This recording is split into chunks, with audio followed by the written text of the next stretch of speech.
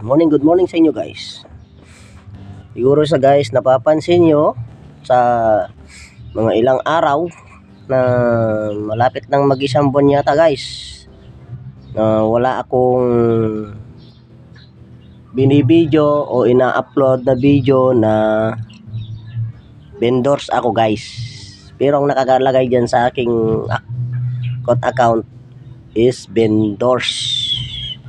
So ayun guys, masasabi ko sa inyo kasi laging may nag-ano sa akin ng business, ganun. Ganyan si Lola Meta. Masasabi ko lang guys talaga, ngayon lang ako magsalita. Ay guys, talaga wala na kasi talaga akong puhunan guys. At saka wala na ako sa Maynila.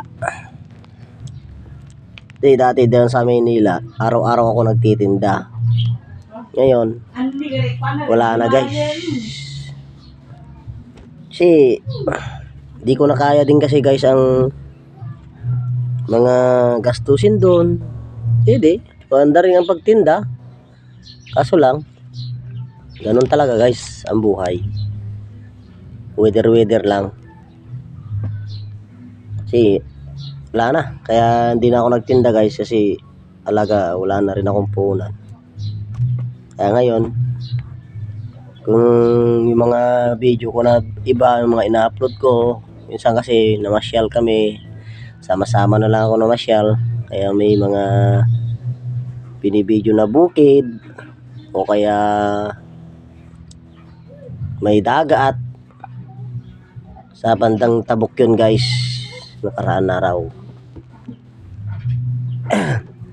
Kaya guys, salamat sa inyong pagsuporta at abangan nyo na lang guys.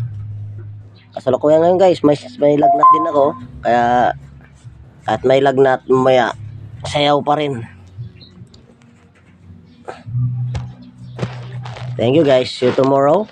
Salamat sa inyong pag-support at sana hindi kayo magbago guys, kahit konting like dyan or comment lang, share. Thank you, follow.